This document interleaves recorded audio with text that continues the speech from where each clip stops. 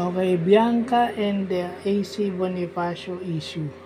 Yung common denominator nila na clear out. Okay? And yun yung mahirap na masyado kang nagiging honest, na misinterpret ka. And people would look at you from the outside na sasabihin may issue ka. It's very different when you're in the house at meron kang isang kilalang tao na naging bahagi ng nakaraan ng iyong boyfriend o ng girlfriend mo. Well, yun yung sinasabi ko. Kung may feelings ka sa isang tao,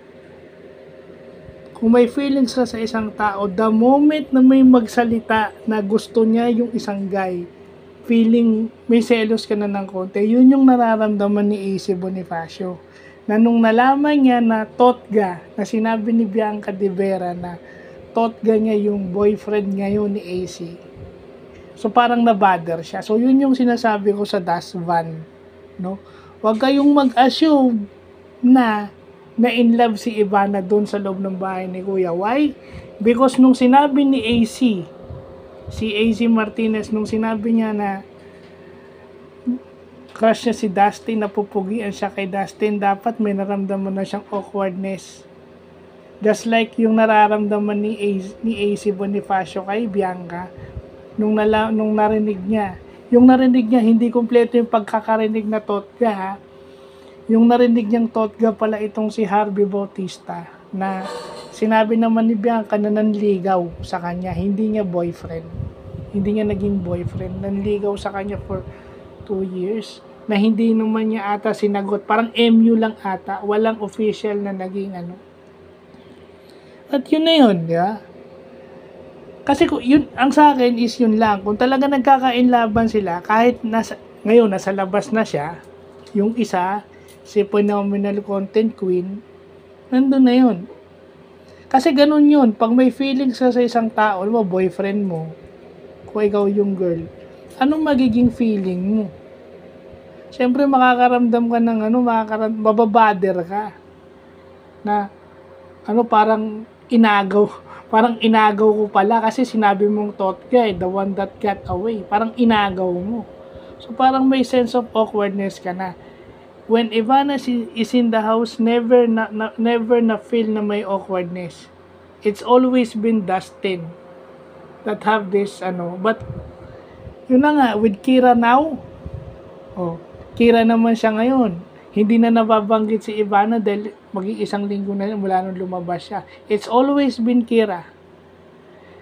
No, Will Ashley would prove that. So yun lang yun. Will Ashley would prove that na Kira. No? May nakita nga akong picture na it's always been Kira from the outside. No? Yung sa Instagram account niya, inaamin niya na si Kira and something. So ito kasi si Ivana nangaasar. Makulit. No? So, hindi natin alam kung ano magiging tema ng vlog nila. Remember, may mga videos at vlog si Ivana na nakikipag-date. Pero never naman niyang pinakita yon as constant. Yun yung sinasabi. Kasi meron tayong hindi nakikita na baka she wants to keep it personal. Di ba? Or talagang wala pa siya nakikita. Ang gaya na sa kanya yun.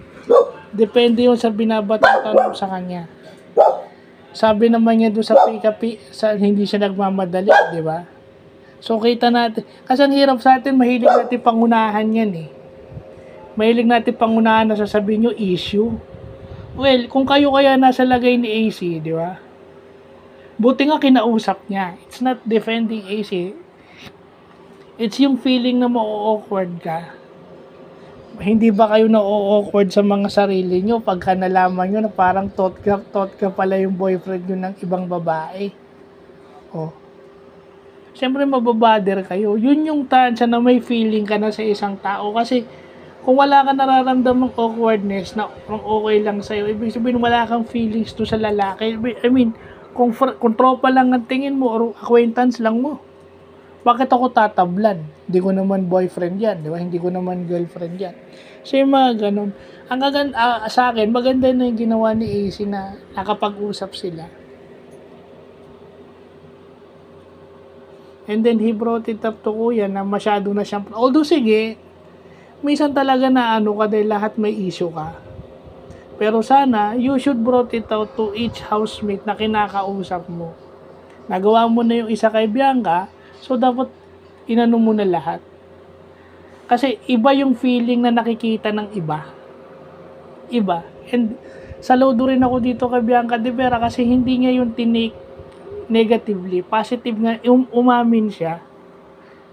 Umamin siya na, ayun, kahit nga kay kuya, genuine yung pagsagot niya. So, ina-associate ko lang. Kasi kung may feelings yan, hanggang sa labas. So, ang tanong ko lang dito is yung Harvey Bautista, kung anong tingin niya dun sa closeness ni Michael Sager at saka ni AC Bonifacio. Sigurado naman ako kahit konting selos makakaramdam yun. May tolerance lang yan for that. Well, kung fully naiintindihan niyo dahil nasa loob lang ng bahay, kasi yung mga captions na hindi mapaghiwalay, yung ganyan, yun ang nakakabother lalo sa tao. May nilalagyan ng meaning yung mga hindi dapat. Kahit na nagiging honest lang naman sila, wala namang masama, di ba? Mahilig kasi tayo paglagay doon sa sasabihin nyo, pag may sinabi sa tao, masakit. Pero pag kayo nagsalita sa ibang tao, sasabihin nyo, honest lang kayo. Diba, pag kayo yung tumanggap, masakit na. Pag sumagot na, masakit na sa damdamin kasi magulang. Pero pag kayo nagsalita sa mga anak ko tsaka sa ibang taong masakit, hindi nyo tinatanggap. So, yun lang yun. Maganda rin yung, para sa akin, maganda yung ginawa ni AC na kinausap niya si Bianca. Pero sana, kung ano man yung pinag-uusapan ng mga housemate na sila-sila lang, wag natin sanang bigyan ng ano yun. Kasi, baka talagang naano lang siya, na overwhelmed lang siya, no? Remember, nung naging kaduo niya si Ashley, nagsorry siya kay Ashley. Nagsorry siya kay Ashley na dahil nakapagsalita siya sa task room, and Ashley said okay lang. Kaya nga rin hindi makapag-open si Ashley ng todo kasi nag-a-adjust pa siya. Hindi at itong si Ashley is may trust issues bago pa siya pumasok sa bahay ni Kuya na inamin naman niya. So kung talaga, yun na nga yung sinasabi ko, kung may feelings yung the other person na nasa labas, magmamanifest yung selos. Ngayon kung walang selos na nararamdaman, hindi natin alam. Kasi may mga taong got their emotions in check. Hindi natin alam.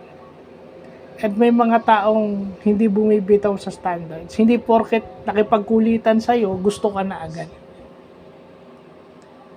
It would take a lot for a woman na para masabi niya siyempre yung mga katulad ni Ivana Alawi. It would take a lot for her na sabihin na ito na yung dawan niya. Kumbaga, after going to heartbreaks, hindi na madaling sabihin sa kanya yun.